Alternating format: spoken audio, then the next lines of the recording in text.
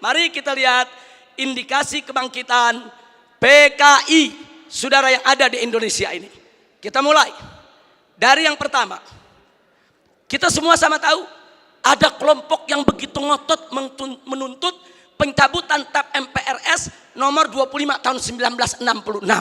Kalau TAP MPRS ini dicabut, yang diuntungkan adalah keluarga besar PKI.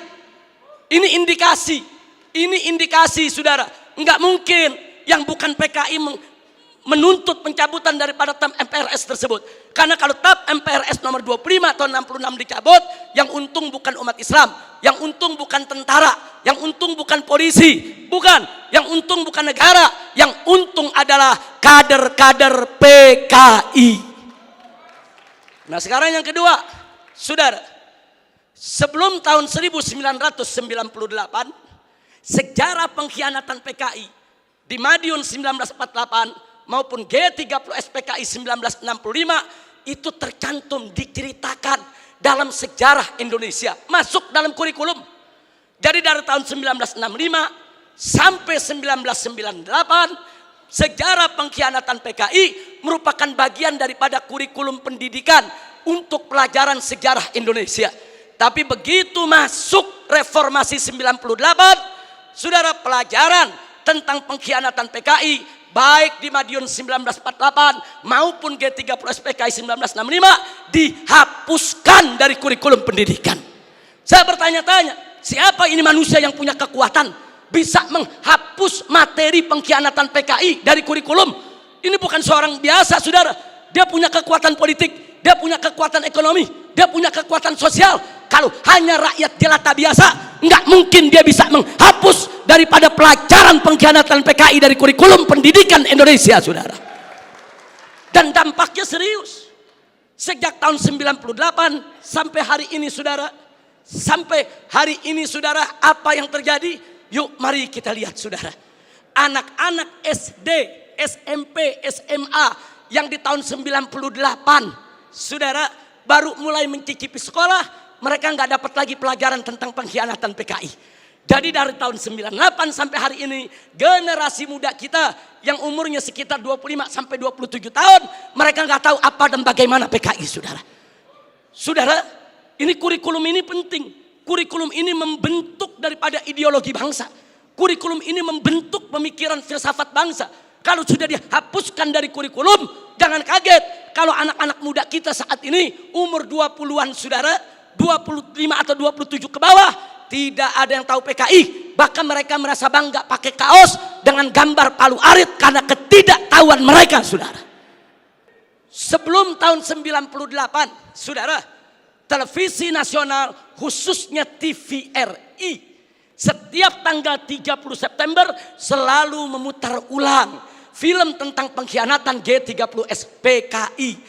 Hingga dari Sabang sampai Merauke, dari gunung sampai ke lembah, orang di kampung-kampung nonton film tersebut, saudara.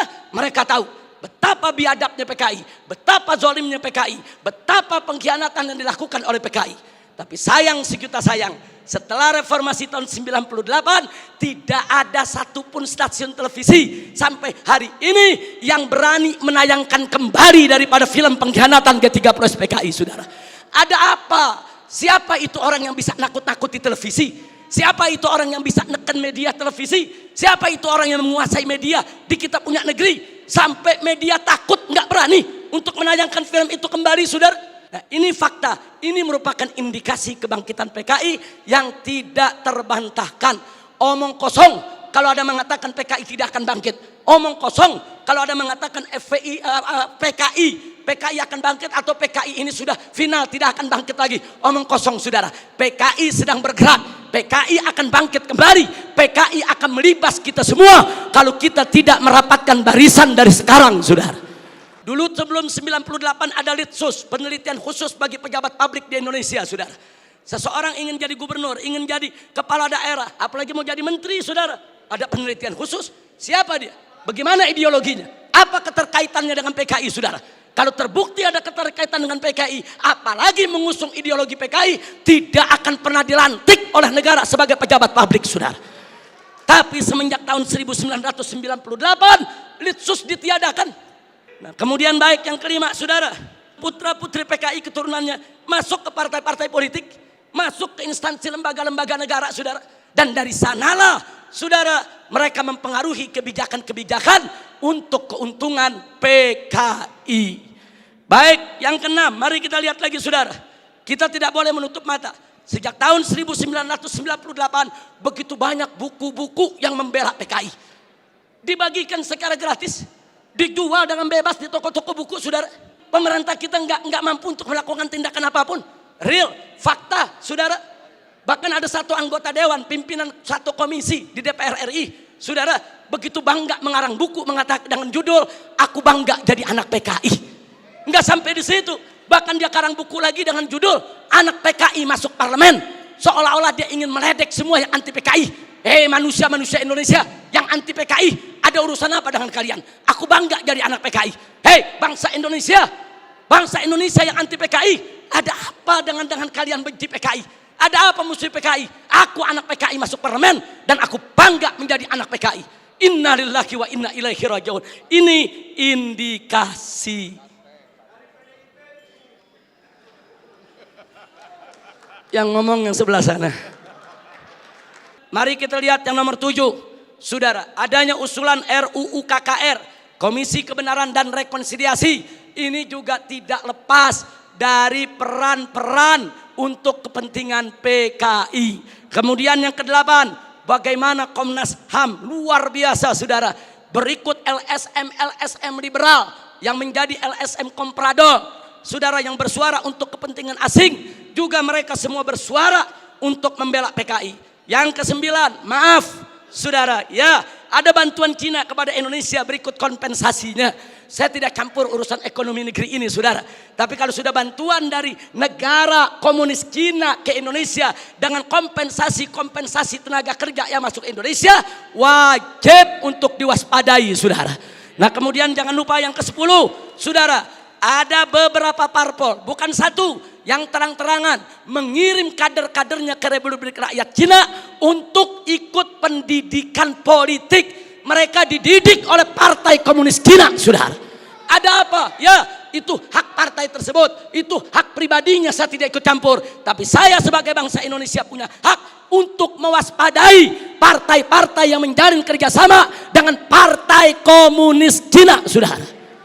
Yang ke-11, di mana-mana ada seminar, ada temu kangen, saudara. Di mana-mana ada temu kangen PKI, seminar PKI, saudara.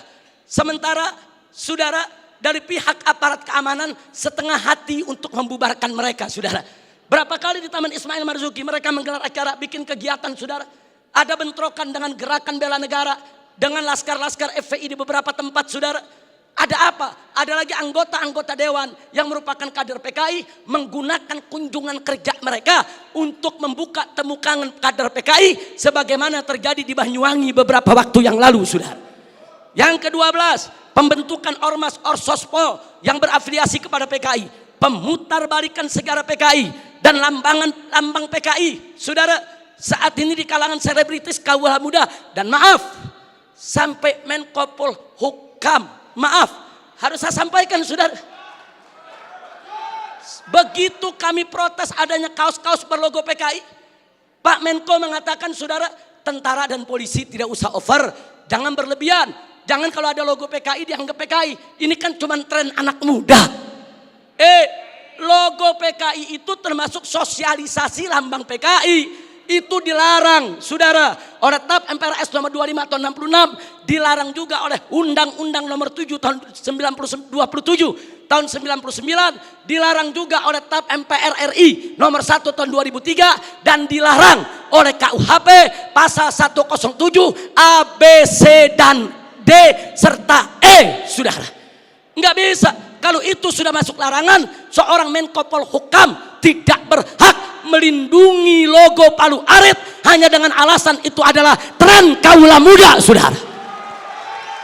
Takbir, Allahu Akbar, merdeka.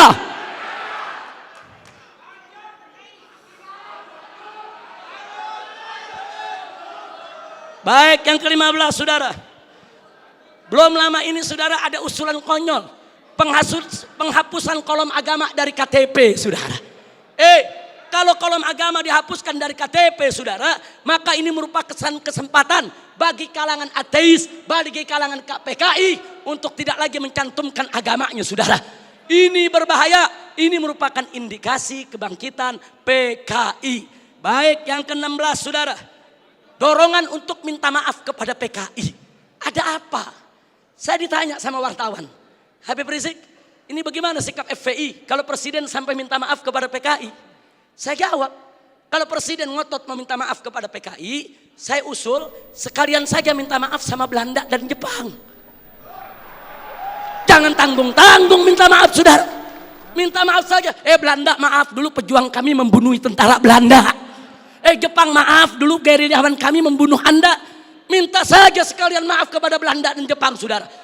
Belanda dan Jepang itu penjahat, saudara. Sebagaimana PKI, bukan kita yang minta maaf kepada Belanda dan Jepang. Bukan kita yang minta maaf kepada PKI. PKI yang harus minta maaf kepada bangsa Indonesia, saudara.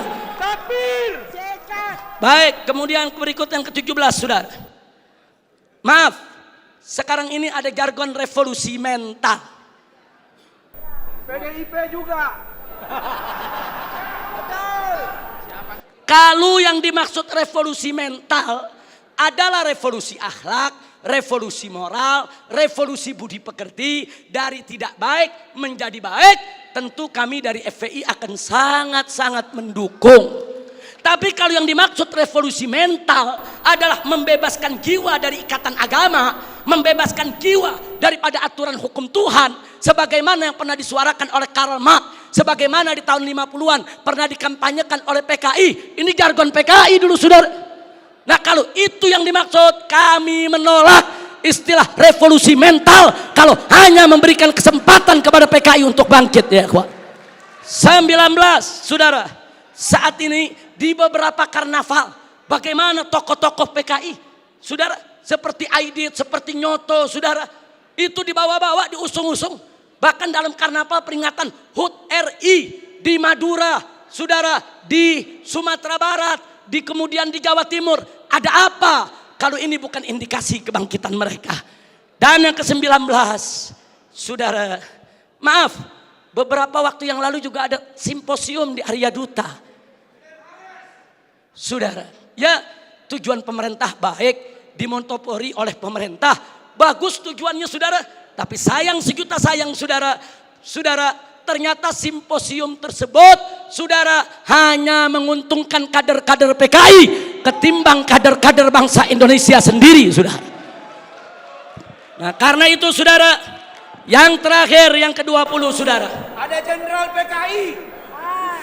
Yang terakhir, saya sedih, kecewa bercampur marah. Begitu saya saksikan di ELC, saudara, Indonesia Lawyer Club, di salah satu sebuah stasiun televisi, saudara, ada tokoh yang mengatakan kalau PKI itu hanya korban. Kalau PKI itu korban, penjahatnya siapa? Kalau PKI korban, berarti penjahatnya NU, penjahatnya Banser, penjahatnya Masumi, penjahatnya tentara, penjahatnya Polri, penjahatnya negara, saudara. Nah, maka itu, saudara, ya kalau korbannya PKI, berarti penjahatnya Nahdlatul Ulama NU, berarti penjahatnya Muhammadiyah. Enaknya, saudara, umat Islam ini dianggap semua sebagai pelaku kejahatan. Ini kita tidak terima. Kepadang Persatuan, kalau ingin simpatik kepada PKI itu urusanmu. Tapi jangan coba-coba mengatakan mereka korban. Itu akan menyinggung perasaan jutaan umat Islam di Indonesia. Baik, saudara, saya di sini tidak mau sebentar karena waktu sudah sebentar. Implikasi saya lewatkan dulu. Usulan FPI untuk simposium ini. Ayo kita kembali kepada Pancasila dan Undang-Undang Dasar 1945 yang asli, yang dijiwai Piagam Jakarta sebagaimana amanat dekret Presiden 5 Juli tahun 1959. Takbir, merdeka.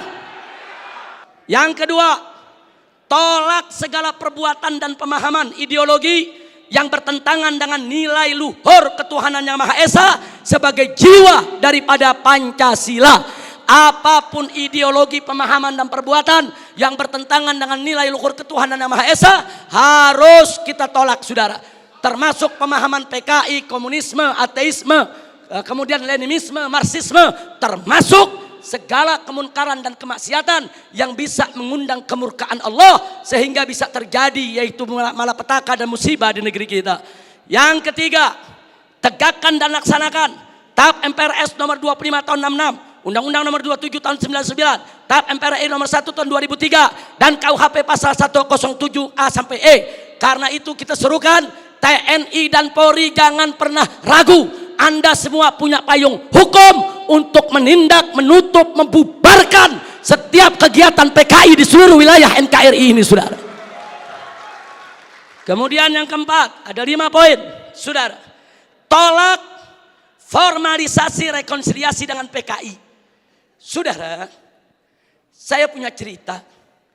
Di tahun yang lalu, 16 Agustus tahun 2015, kami Ormas Islam itu melakukan long march yang diikuti oleh ratusan ribu umat Islam dari Senayan, Sudirman, Tamrin sampai ke Istana. Kenapa kami gelar itu parade tauhid, saudara, dengan ratusan ribu umat Islam?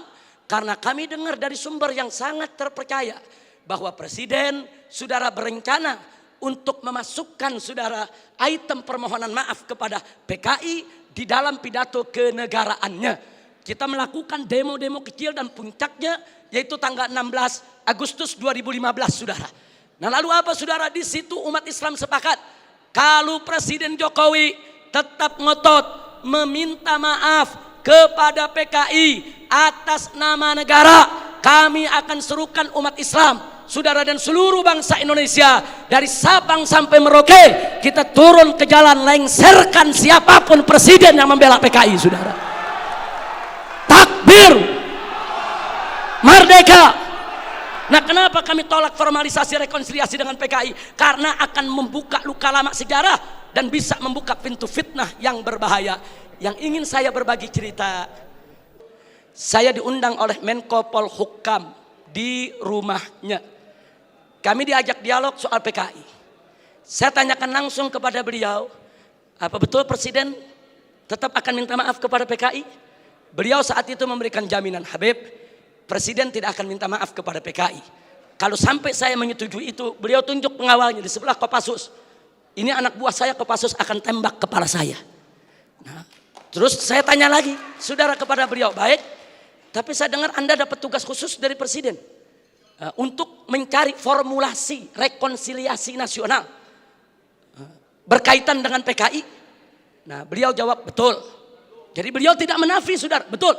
Saya dapat tugas bagaimana mencari formulasi rekonsiliasi kita dengan PKI. Baik, saya tanya, itu maksud rekonsiliasi itu apa, Pak? Tujuannya apa? Apa tujuannya? Oh, dikatakan supaya tidak ada dendam di antara kita, supaya kita hidup damai. Oh, kita tolak, saudara. Tidak perlu rekonsiliasi yang formal. Sebab, saudara, rekonsiliasi secara alami telah berjalan di tengah masyarakat antara PKI dengan bangsa Indonesia, saudara. Artinya hari ini seluruh kader-kader PKI, keturunan PKI sudah mendapatkan hak sosialnya, hak sipilnya, hak budayanya, hak politiknya, hak ekonominya. Mereka minta apa lagi? Mereka jadi pejabat bisa, jadi pengusaha bisa. Mereka udah nggak diganggu oleh umat Islam, saudara. Itu rekonsiliasi alami, saudara. Tinggal kita minta kepada keturunan PKI tersebut, silakan kalian berkarya, silakan kalian ini berkarir, silakan kalian berjuang untuk bangsa ini. Tapi satu syarat, kami tidak akan ganggu kalian jadi pejabat, jadi bisnismen, jadi pengusaha. Tidak. Tapi syarat, jangan lagi bangkitkan ideologi komunis, jangan lagi bangkitkan partai komunis di Indonesia. Nah, tapi sekarang mereka minta lebih, mereka minta partai komunis dipulihkan kembali. Dan lebih kurang ajarnya lagi, saudara, mereka minta negara minta maaf kepada mereka. Ini rekonsiliasi macam apa? Maka itu rekonsiliasi yang diformalisasi oleh pemerintah, saya khawatir ini akan membuka luka lama sejarah dan ini bisa membuka fitnah yang sangat berbahaya, saudara. Makanya tepat yang dikatakan oleh Kiai Haji Salahuddin Wahid, cucu daripada saudara pendiri Nahdlatul Ulama beberapa waktu yang lalu, kalau presiden pemerintah ini sampai minta maaf kepada PKI akan melukai seluruh perasaan daripada warga NU. Dan saudara, lebih telak lagi yang disampaikan oleh anggota Dewan Pertimbangan Presiden, yaitu Kiai Haji Hasyim Muzadi. Beliau sampaikan langsung kepada Bapak Presiden, kalau Bapak minta maaf kepada PKI, bukan hanya NU yang terlukai, seluruh umat Islam bangsa ini akan terlukai. Ini bahaya, ini negeri udah damai, udah tenang. Kita nggak ribut-ribut lagi soal PKI, saudara.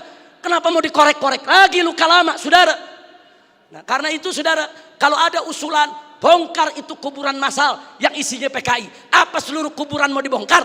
Kuburan kiai-kiai, santri-santri, saudara, umat Islam yang mereka sembelih, apa semua mau dibongkar? Apa semua juga mau dibangkitkan kembali, yaitu luka lama yang sudah ada? Ini pertimbangan tidak rasional, saudara. Karena itu kami dari FPI menolak formalisasi rekonsiliasi dengan alasan apapun, saudara. Tapi kami menerima kader-kader keturunan PKI saat ini dikembalikan hak sosialnya, hak ekonominya, hak politiknya, saudara. Kita terima, mereka bangsa kita, mereka saudara kita. Silakan hidup bersaudara berdampingan dengan kita, dan mereka harus tunduk kepada Pancasila. Jangan lagi menghidupkan daripada komunisme. Sebagai penutup yang kelima, saudara, saya ajak semua yang ada di sini untuk menyerukan jihad konstitusional secara nasional melawan semua gerakan komunis dan neolib untuk selamatkan keutuhan negara kesatuan Republik Indonesia, saudara. Takbir, Allahu Akbar, merdeka. Itu saja yang bisa saya sampaikan. Hadiahnya Allah wa iyyakum ila siratal mustaqim. Wassalamualaikum warahmatullahi wabarakatuh.